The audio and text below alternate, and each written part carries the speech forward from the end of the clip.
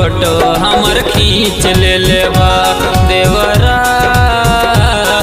नहात में फोटो हमर खींच ले बा। पिया छोट तहर भाई बज कहियो ना आई, पिया छोट तहर भाई बज कहियो ना आई, तंग कर खातिर हमरे के बीच ले बा देवरा नहात में फोटो हमर खींच ले बा देवरा नहात में फोटो हमर खींच ले बा।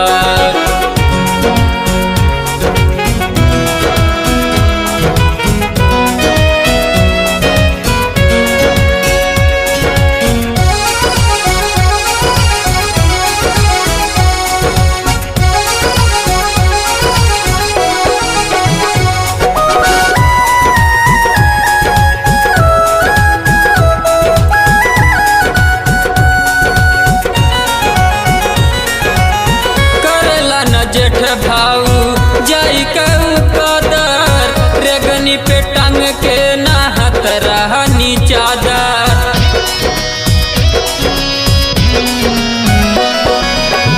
करेला न जेठ भाऊ जाई कहू कदर रेगनी पे टंग के नहात रहनी चादर।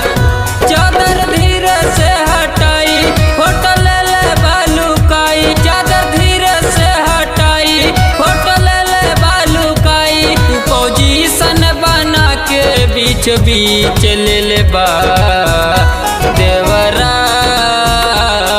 नहात में फोटो हमर खींच ले बा देवरा नहात में फोटो हमर खींच ले बा।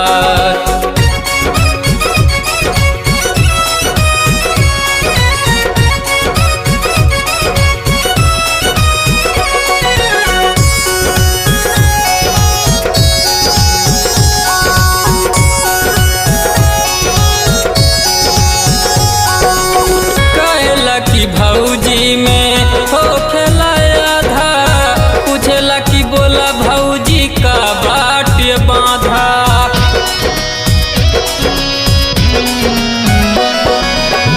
कहेला कि भौजी में हो खेला आधा, पूछेला कि बोला भौजी का बाटे बांधा। बात के तना बताई हम जानी शरमाई, बात के तना बताई हम जानी शरमाई, जन्म घरवा में एगो ये नीच ले बा देवरा नहात में फोटो हमर खींच ले बा देवरा नहात में फोटो हमर खींच ले बा।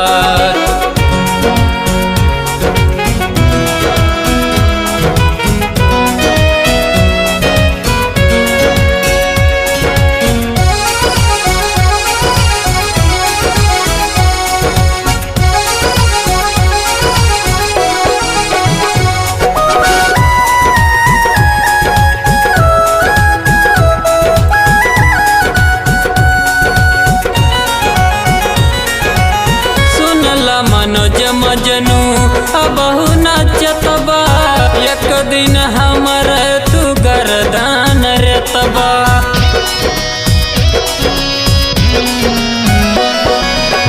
सुनल रकेश मौर्या अबहु नाचत बा, एक दिन हमर तू गर्दान रेतबा।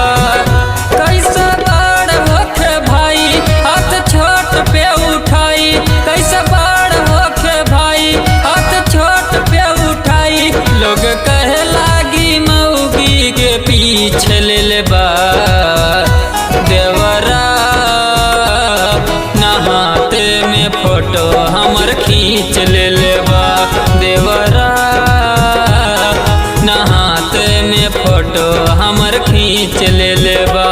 पिया छोट तहर भाई बज कहियो ना आई, पिया छोट तहर भाई बज कहियो ना आई, तंग कर खातिर हमरे के बीच ले बा देवरा